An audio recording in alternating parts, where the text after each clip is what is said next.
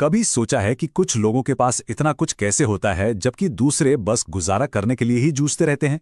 या फिर हर चीज की कीमतें क्यों बढ़ती ही चली जाती हैं?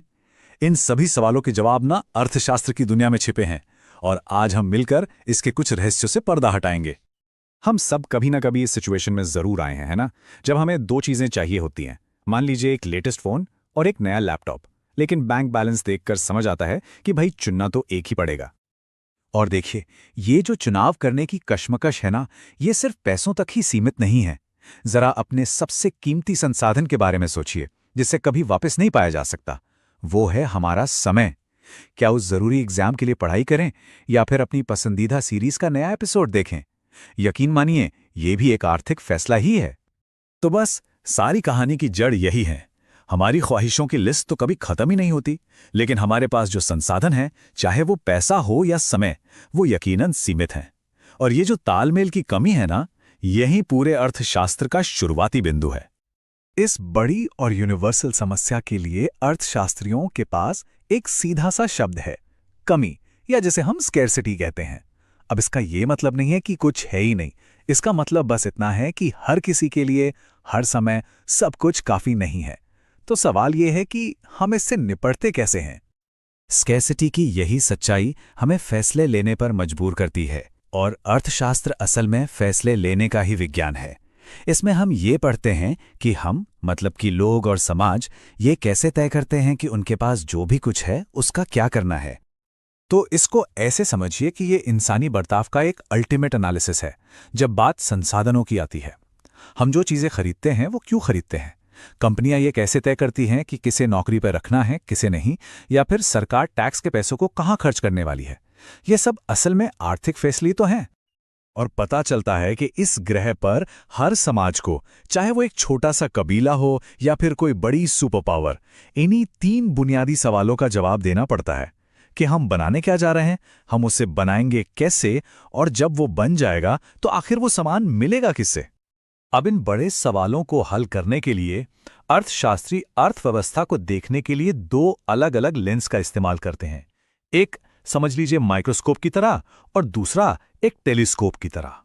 मतलब हम चाहें तो छोटी छोटी बारीकियों को देख सकते हैं, जहां सारा ध्यान व्यक्तिगत फैसलों पर होता है, या फिर हम एक कदम पीछे हटकर पूरी बड़ी तस्वीर को देख सकते हैं, ये समझने के लिए कि पूरी की पूरी अर्थव्यवस्थाएं कैसे काम करती हैं। पहला है व्यष्टि अर्थशास्त्र, यानी माइक्रो इकोनॉमिक्स। यहां हम अपना माइक्रोस्कोप निकालते हैं।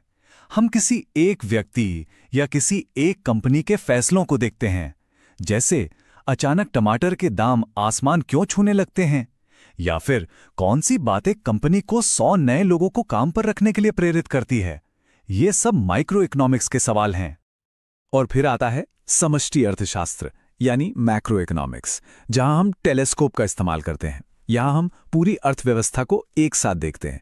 हम देश की बेरोजगारी दर, महंगाई और आर्थिक विकास जैसी बड़ी चीजों के बारे में बात करते हैं। ये वो बड़े सवाल हैं जो हम सब पर असर डालते हैं, जैसे कि क्या टैक्स बढ़ाने से पूरी अर्थव्यवस्था को नुकसान होगा? तो ठीक है, अगर मैक्रो इकोनॉमिक्स पूरी अर्थव्यवस्था की सेहत देखने के बारे में है, तो हम उसकी नब्ज जांचते कैसे हैं? देखिए, जैसे एक डॉक्टर हमारी सेहत की जांच के लिए कुछ उपकरणों का इस्तेमाल करता है, वैसे ही अर्थशास्त्री आर्थिक संकेतक, यानी इकोनॉमिक इंडिकेटर्स का इस्तेमाल करते हैं। इसमें सबसे मुख्य इंडिकेटर है सकल घरेलू उत्पाद, या जीडीपी। इसे किसी देश की अर्थव्यवस्था का फाइनल स्कोरबोर्ड समझ लीजिए। ये एक साल में देश के अंदर बनी हर चीज का मूल्य जोड़ता है, कारों से लेकर हेयरकट तक। अगर जीडीपी बढ़ रही है तो इसका मतलब है कि अर्थव्यवस्था की हालत ठीक है। फिर हमारे पास है उपभोक्ता मूल्य सूचकांक, या सीपीआई। इससे हमें यह पता चलता है कि जीने का खर्च बढ़ रहा है या नहीं। ये रोजमर्रा की चीजों जैसे खाना, पेट्रोल और घर के किराए की कीमतों पर नजर रखता है। अगर सीपीआई बढ़ रहा है तो इसका सीधा मतलब है महंगाई बढ़ रही है और हमारे पैसे की कीमत पहले जितनी नहीं रही। तो जीडीपी और सीपीआई, ये दोनों मिलकर हमें अर्थव्यवस्था की सेहत का एक क्विक डैशबोर्ड दे देते हैं। ये हमें बताते हैं कि हम आगे बढ़ रहे हैं या नहीं, और कीमतें कितनी तेजी से बढ़ रही हैं। एक तरह से कह सकते हैं कि ये अर्थव्यवस्था का रिपोर्ट कार्ड है। ठीक है, तो हमने ये तो समझ लिया कि स्कैर्सिटी की वजह से समाजों को विकल्प चुनने पड़ते हैं, लेकिन वे असल में उन फैसलों को लेने के लिए खुद को व्यवस्थित कैसे करते हैं? इतिहास में लोगों ने अपनी अर्थव्यवस्थाओं को चलाने के लिए अलग-अलग ब्लूप्रिंट तैयार किए हैं। हम इतिहास में एक मोटा मोटा रास्ता देख सकते हैं।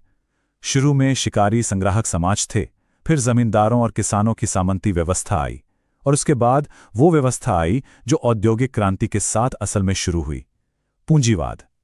एक पूंजीवादी व्यवस्था में निजी लोग और कंपनियां उन चीजों के मालिक होते हैं जिनसे चीजें बनती हैं, जैसे कारखाने या खेत। वो मुनाफे के मकसद से काम करते हैं और बाजार में सप्लाई और डिमांड की ताकतें ज्यादातर चीजों की कीमतें तय करती हैं। हाँ, लेकिन पूंजीवाद अकेला सिस्टम नहीं है। समाजवाद और साम्यवाद जैसे दूसरे मॉडल भी हैं जो उन तीन आर्थिक सवालों के अलग-अलग जवाब देते हैं। ये सिस्टम आमतौर पर संसाधनों पर सामूहिक या सरकारी कंट्रोल पर ज्यादा जोर देते हैं, जिसका मकसद दौलत को ज्यादा बराबरी से बांटना होता है। ठीक है, हमने काफी थ्योरी की बात कर ली है, लेकिन ये सब हमारी रोजमर्रा की जिंदगी में आखिर क्यों मायने रखता है? ये इसलिए मायने रखता है क्योंकि ये बड़े बड़े आर्थिक विचार सिर्फ किताबों में बंद नहीं है। ये हर महीने हमारे पर्सनल बजट बनाने से लेकर हर रात टीवी पर देखी जाने वाली अंतर्राष्ट्रीय खबरों तक हर चीज को शेकिल देते हैं। हर बार जब हम सरकार के टैक्स बदलने, केंद्रीय बैंकों के ब्याज दरें घटाने बढ़ाने या कंपनियों के विस्तार या छटनी का फैसला करने के बारे में सुनते हैं, तो हम असल में इन आर्थिक सिद्धांतों को काम करते हुए देख रहे होते हैं। ये फैसले सीधे हमारी जेब में रखे पैसे, हमारी नौकरी की सुरक्षा और यहां तक कि हमारी सुबह की चाय की कीमत पर भी असर डालते हैं। तो आखिर में अर्थशास्त्र एक टूल किट की तरह है जो हमें ये समझने में मदद करता है कि हमारी दुनिया इस तरह से क्यों काम करती है। ये हमें खबरों की सुर्खियों को समझने, बड़े फैसलों के पीछे की वजह जानने और आखिर में अपनी जिंदगी में बेहतर और सोचे समझे फैसले लेने के लिए एक नजरिया देता है। तो अगली बार जब कोई भी चुनाव करें, चाहे वो एक कप कॉफी खरीदना हो या फिर चुनाव में वोट डालना हो, याद रखें कि हम सब अर्थशास्त्र के इस विशाल और जटिल खेल में हिस्सा ले रहे हैं। ये सब बस विकल्पों के बारे में है। अब जब हम इन नियमों को थोड़ा बेहतर जानते हैं, तो ऐसे कौन से फैसले हैं जिन्हें हम अलग तरह से देखेंगे?